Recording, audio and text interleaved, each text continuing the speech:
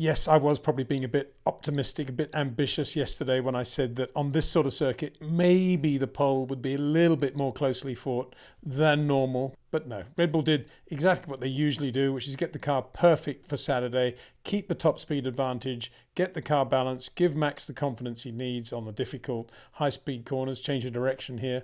And he took the pole to the backdrop of how close it was for everybody else by the margin of 0.3 of a second. It was just a phenomenal demonstration by Max yet again of how at one he is with his car, how good he is as a racing driver anyway, and how good Red Bull are getting the best from the RB20 even this early in the season. Max did 2 runs in Q3. Both of them would have put him on the pole. The second run wasn't quite as quick, but he was quickest in all 3 sectors, and he ended up quickest through the speed trap as well. So pole position, Max Verstappen tomorrow. Yeah, anything can happen. As he said, it's that sort of circuit, 3 DRS zones, quite a lot can happen. But nonetheless, a pretty good start, you could say, by Max and Red Bull. Charles Leclerc worked very hard, particularly turn 22 seemed to be a preoccupation of Charles for most of FP3 and going into qualifying as well. That's the very quick change of direction towards the end of the lap as they're beginning that long last run down to the hairpin where the road just curves to the left. He was working very hard on that, speed in, speed out, trying to work out what everybody else was doing. But eventually he got it right. Really good lap by Charles Leclerc, who of course woke, as we all did this morning, to the news that Carlos Sainz has contracted, or had contracted appendicitis. So really good job yesterday, bearing in mind how quick he was, that he did that with appendicitis. They've operated on him already. The operation went well. But Ferrari, no loss of time in drafting in Oliver Bearman to replace Carlos, hopefully just for this one race, from Carlos's point of view, from Oliver's point of view, obviously for more.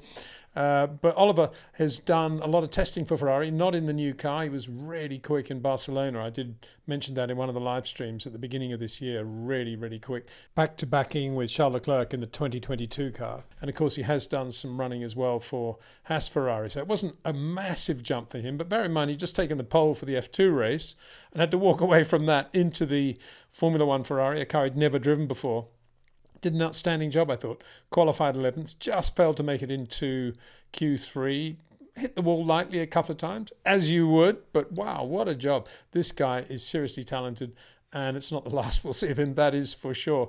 It's a bit of a shame, really, from his point of view when he looks into the future at Ferrari, because there's a lock-in now with Charles Leclerc and Lewis Hamilton. So no real opportunity for him in the short term to be racing for Ferrari. So it's going to be, I guess, Haas Ferrari for him. And yeah, that's okay. He'll be racing. He knows on the back of this performance, he knows that drive is going to be paid for and guaranteed, I would imagine. So really good performance by Oliver Bearman. Right in the middle of the pack. Not the greatest of places to be, I suppose, going into the first corner in Saudi Arabia. But, well, we'll see. He's a racer too. We saw that in F2. And I thought it was quite, well, I will get onto that towards the end of the video, because there was a couple of nice little cameos where, being a rookie at Ferrari in his first Grand Prix, there were a few elementary things that he had to go through, like all the pit stop routine, presumably slightly different from anything he'd learnt before. And it was quite interesting, some of the radio stuff that came up there. We'll get onto that in a minute. Charles Leclerc, as I say, P2 for Ferrari. In the end, he was 3:30 in a straight line through the trap. Max Verstappen, 3:33. You can see the qualifying speed trap times here, or speeds here. That'll be one area, a little bit speed through the air where Ferrari didn't get it right. But Ferrari can say yet again that they are best of the rest, and they have they could say maybe we've reduced that gap to Red Bull. We keep going on about that gap to Red Bull. Maybe they haven't. But 0.3 is 0.3. It's not the end of the world, but it's not the pole for Charles Leclerc. And Sergio Perez, as I say, still continues to look very good, very organised all weekend so far.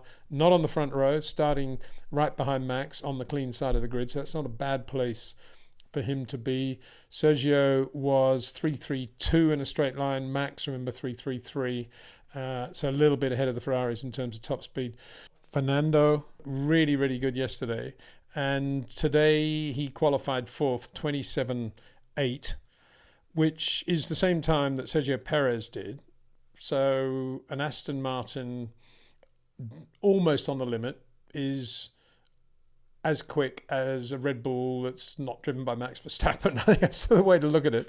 But it's quicker than both McLarens and both Mercedes around Saudi Arabia. So that's pretty good for Aston Martin, isn't it? Pretty good indeed. Bear in mind, as I keep saying, I don't think Fernando is the world's greatest qualifier in the history of the sport. I'm not taking anything away from him. He's really, really quick. But he's at his best on race day, I think, definitely.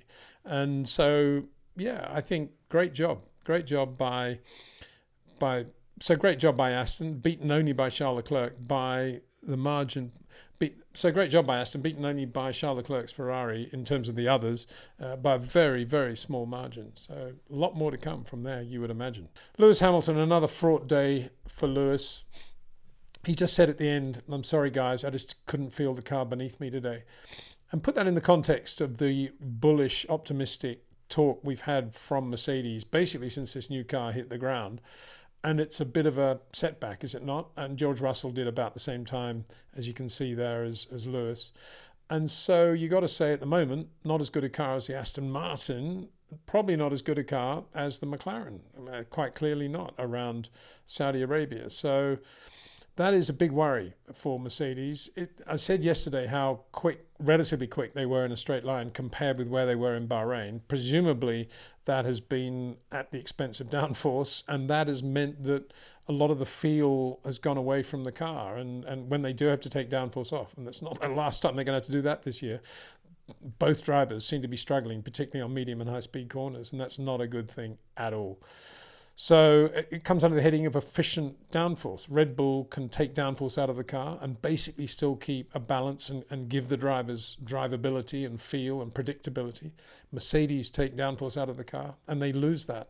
McLaren, by contrast, and I wonder whether this is something Mercedes may be looking at in future, McLaren lived with a relatively slow top speed today. They didn't seem to make any changes in terms of downforce and reducing drag going into qualifying. See there, Oscar Piastri 326. And Lando Norris 327, right at the back in terms of the top 10 runners, in terms of top speed, but a really good car for getting around the lap and looked pretty drivable. Got to say, again, Oscar Piastri, just superb. I'm not surprised that he fractionally out-qualified Lando Norris. He's that good. And I think there was a little bit of a feeling over the winter when Lando announced he'd re-signed for McLaren, long-term contract, and Bahrain wasn't exactly a bad weekend for Lando. But coming here again, just seeing how good Oscar Piastri is, I think a lot of people may be thinking, it is going to be a tough year for Lando in terms of upstaging this guy that he should be upstaging as the sort of number one McLaren driver and this young Australian in his second year in the other car. But he's really, really quick and he's really, really good too. I mean, he's a short corner driver with no doubt. No doubt about that at all. Just you can see it. There's some great overhead shots going into the last corner. And although it's a slow corner, it is an important corner because there's that straight exit, obviously, and it's a long straight afterwards. And it's also increasing radius, and they're braking as they're turning.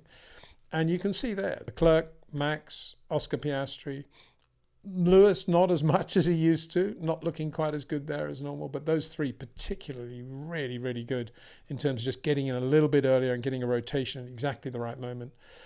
Just fabulous to watch. And but just to reiterate, McLaren living with that relatively slow top speed and getting the best out of the two cars. I mean, it's not a bad philosophy to have. Just give the drivers cars that they can really feel confident in and chuck around, if that's the right word. Yeah, George Russell and Lewis Hamilton thereafter. Yuki Tsunoda did a very good job. At the risk of repeating myself yet again, I've been saying that this battle between Yuki and Daniel Ricciardo, I think all year is going to be fascinating. And again, Yuki Tsunoda out-qualifying Daniel Ricciardo. A really good job by Yuki, and judging by his radio messages, it almost felt like the pole for him. So really good job there. Lance Stroll in the other Aston Martin, incredibly quick in Q2. He was in fact second to Max Verstappen, but he couldn't reproduce that in Q3. A little bit of the story we've had from Aston and to some extent Lance Stroll over the last couple of years, but the back went away. He lost the feel for the rear on those new tyres. And not the only driver to complain about the odd feeling of the new tyres. Charles Leclerc also said that scrubbed tyres felt a little bit better to him than the new tyre. Obviously, there was more time in the new tyre, but the scrubbed tyre certainly felt more comfortable to drive. He used the word, it was just a very strange feel when he was on the new tyre. And indeed, halfway through Q3, Charles was asking the Ferrari team, what tyres Max was on. Obviously, his brain was thinking maybe a scrub set is the way to go in terms of balance, but they didn't. Everybody went for the new set in the last run. Lando, I should point out, didn't have a new set in his first run in Q3, but ultimately, it's still all about how you use the tyres, how many sets you go through to get to where you are in Q3. And it was Oscar that did the job. So just going a little bit further down there, as I say, Oliver Bearman, really, really good job in the Ferrari, I think, to be just outside that top 10. Alex Albon, the Williams doesn't appear to have massive grip. It's still quick in a straight line, but sliding quite a lot. Albon driving beautifully, lovely soft touch he's got, but not a massive amount of grip. Kevin Magnussen, yeah, good job. I mean, Kevin was really good in FP3 this morning in the other Haas Ferrari driver. Nico Hülkenberg also really quick. Both of them very good in a straight line, quickest in a straight line indeed, 3.34 around that area. But with both Haas Ferrari drivers having made it through into Q2, Nico Hülkenberg brought out the red very early in the Q2 session when he stopped out on the circuit with some sort of power unit drama. Well, he stopped anyway. He said something like loss of power, so I'm assuming it was power unit. So that was unfortunate for them because they'd looked really good. But nonetheless, Kevin Magnussen and Nico Hülkenberg look in reasonable shape for the race tomorrow. A very disappointing day for the Sauber team. The good news is that Audi have now announced that they are buying 100% of Sauber. As I said in a live stream a few weeks ago, there was a little bit of doubt because they were a little bit late on their next payment, but now they've just bought 100% of Sauber. And Andreas Seidl has been named, of course, as the new team principal of the Audi Formula One operation, so congrats to him. No surprise there, but a bad day for Sauber because Valtteri Bottas just failed to make it through into Q2, had a lot of traffic on his last run. And Guan Yu Zhou had a big shunt in the high-speed S's in FP3 this morning, brought out the red flags, badly damaged the Sauber, got out for 1 or 2 laps at the end of Q1, but there wasn't anything like enough time for him to go out and do anything serious in the car. It was just to get the car mobile. I mentioned that Oliver Bearman was having to go through a little bit of a very rapid education system of how to drive this Ferrari in a Grand Prix weekend, and these were some of the radio messages he was given, mainly to do with the pit stops. Watch the board on the far left, watch the board and the brakes, focus on the light in case we're going to release it just for practice. K2 engine off, good job. So yeah, interesting that Ferrari would just sort of release him without telling, just to sort of, as I say, for practice. Quite good attention to detail, I think. And here's another one, pit confirmation box. You can attack the pit entry. I thought that was quite nice too to hear that, because you would think with a young rookie, you'd say, oh, take it easy, remember the speed limit. But there he is, attack the pit lane entry. I thought that was a nice one. It was really impressive to watch Ollie in FP3 because they put him out initially on medium tyres and he did a really good job on those. He was within a couple of tenths of what everybody else was kind of doing at the time. Then they put a bit of fuel in the car just to get him a feel for that. And then right at the end, they took out the fuel and gave him a set of red tyres. And he did a good job on those as well. As I say, clanged a few walls, but nothing serious at all, just what you would expect a rookie to do. It's nice to see that. And it's nice to see a driver just jumping from F2 into F1 like that and doing a good job. All credit to Ferrari and the work they've done with him, obviously, in the build-up to this. But what a day for Oliver Bearman.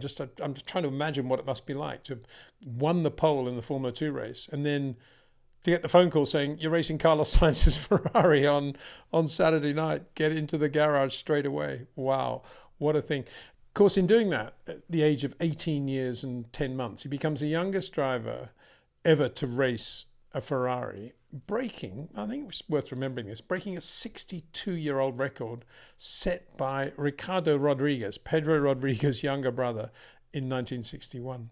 That stood for a long time. I think the Mexicans have always thought that was a pretty cool thing, but now it's finally been broken by Oliver Bearman. They're just getting younger and younger, given the way karting is going.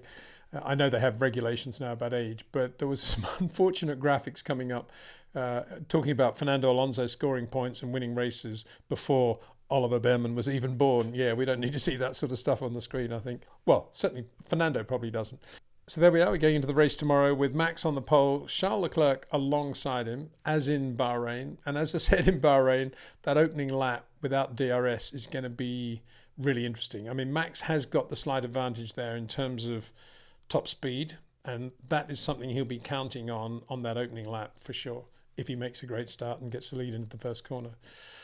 So we'll watch. Will it be a repeat of Bahrain from Max's point of view? It could well be.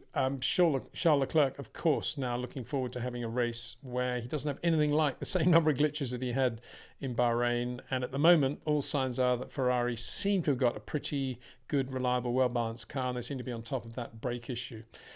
So we'll see then. Fernando Alonso will not be going away either. And Sergio Perez looking very organised and under control this weekend too.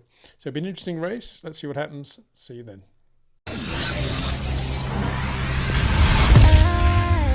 I'm dancing till the sun comes up. I don't care what's in my cup. Tonight I'm doing what I want, what I want.